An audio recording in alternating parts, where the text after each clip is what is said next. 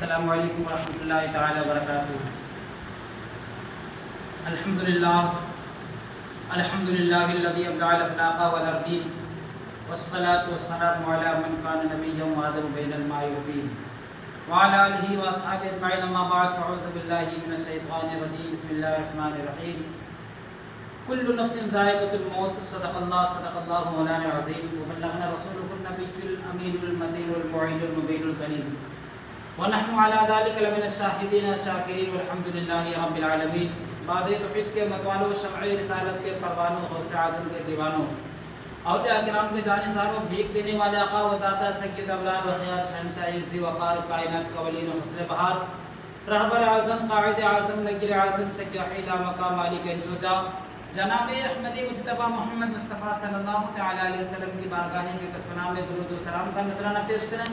پڑھیں بابا سے اللہم صلی اللہ علیہ وسلم محمد معدن جود کرم علی بارک وسلم صلی اللہ علیہ صلاۃ وسلام علیک رسول اللہ صلی اللہ تعالی علیہ وسلم۔ حضرات محترم، شاعر کہتا ہے، ہوتی ہے ابتدا علم کے انتہا کے لیے، بنایا رب نے جسے بس و فنا کے لیے، جاگنا ہے جاگ لے افلاق کے سائے تلے، حشر تک سونا پڑے گا خاک کے سائے تلے، آگاہ اپنی موت سے کوئی بشر نہیں، سامع 100 برس کا ہے پر کی خبر نہیں۔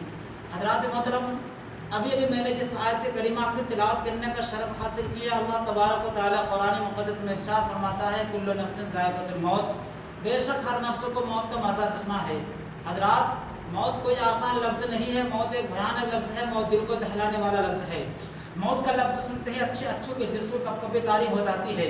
موت کا لفظ سنتے ہی رشتوں میں زمانہ کا ہوش اڑا دیتا ہے۔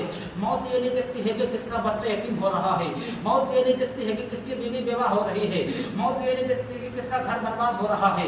اللہ اکبر کبیرہ، بلکہ جب موت کا وقت قریب آتا ہے تو ایک لمحے کا بھی مہلت نہیں دیتا، اس کے جسم سے اس کو روح کو الگ کر دیتی ہے۔ اس لیے کسی شاعر نے کہا ہے، موت سے کس کو رستگاری ہے، آج وہ کل ہماری باری ہے۔ جناب، آپ نے دیکھا ہوگا یا سنا ہوگا کہ انسان جب کسی مصیبتوں میں گرفتار ہو جاتا ہے اور مصیبتوں سے دوچار ہو جاتا ہے تو بار بار اپنی زبان میں لفظ موت لاتا ہے اور کہتا ہے کہ اللہ تو مجھے موت دیتا تو کیا اچھا ہوتا، ساری پریشانیاں ختم ہو جاتی، شب و روز کی مصیبتوں سے مجھے چھٹکارا مل جاتا۔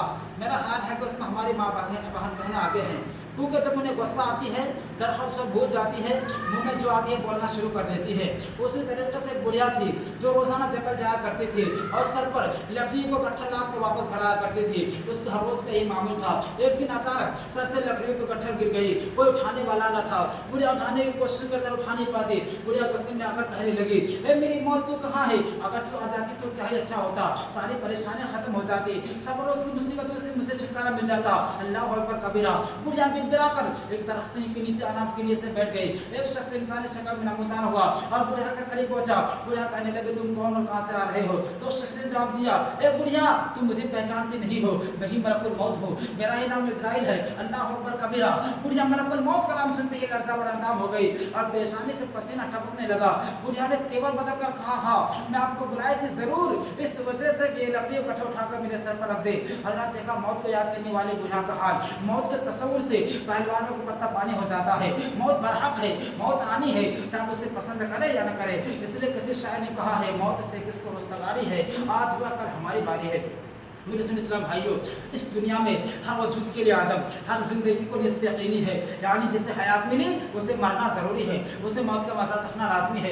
یوں تو زندگی سب نے پائی ہے، لیکن ہر ایک کی زندگی برابر نہیں، بلکہ زندگی گزارنے میں بڑا فرق ہے۔ ایک شخص کی زندگی اس طرح گزرتی ہے، رات کو کھا لیا تو دن کا ٹھکانا نہیں، کسی نے دن کو کھا لیا تو رات کا انتظام نہیں، کسی کا اللہ پاس لاکھوں کا سرمایہ ہے، کوئی نانو شبینہ کا محتاج ہے، کوئی بڑے بڑے بلڈنگوں میں تلا رہا ہے، کسی کو جھوپڑی بھی نصیب نہیں، کوئی خداغر خرچے کا دنیا میں زندگی میں آپ کو بڑا اتفاق ملے گا، بڑا فرق محسوس ہوگا۔ ٹھیک یہی حال اپنی دنیا کا بھی ہے، کوئی ایک معبود حقیقی پر ایمان رکھتا ہے، کوئی ہزار معبودان باطل کا ماننے والا ہے، کوئی بتوں کے آگے سجدہ ریز ہے، کوئی نماز پنجگانہ کا پابند ہے۔ حضرات، زندگی کا تفاوت ہم سب روز مشاہدہ کرتے ہیں۔ اب سوال یہ پیدا ہوتا ہے، انسانی زندگی نہ تو دنیا میں اعتبار سے برابر ہے، نہ مذہبی حیثیت سے، کیا بعد موت سب کا حال ایسا ہوگا؟ ہرگز نہیں، یہ دنیا آخرت کی کی کھیتی ہے، الدنیا موسم الآخرہ، یعنی کھیت میں جو بوئے گا وہی کاٹے گا، یعنی جیسے عمل کرے گا اس اعتبار سے جزا کا مستحق ہوگا۔ ایک مرتبہ ایک صحابی رسول نے میرے آقا صلی اللہ علیہ وسلم کی بارگاہ میں حاضر ہوا اور عرض کرنے لگے، یا رسول اللہ صلی اللہ علیہ وسلم سب سے بہترین شخص کون ہے؟ تو میرے آقا صلی اللہ علیہ وسلم نے ارشاد فرمایا، من طال عمر وحسن عملہ، یعنی جس کی عمر لمبی ہو اور عمل اچھا ہو۔ پھر عرض کیا رسول اللہ صلی اللہ علیہ وسلم سب سے برا شخص کون ہے؟ تو میرے آقا صلی اللہ علیہ وسلم نے ارشاد فرمایا، من طال عمر وسع عملہ، یعنی جس کی عمر لمبی ہو عمل برا ہو۔ حضرات جو اچھا عمل کرے گا وہ بارگاہ خدا بارگاہ رسول میں مقبول محبوب ہوگا، جو برا عمل کرے گا وہ بارگاہ رسول میں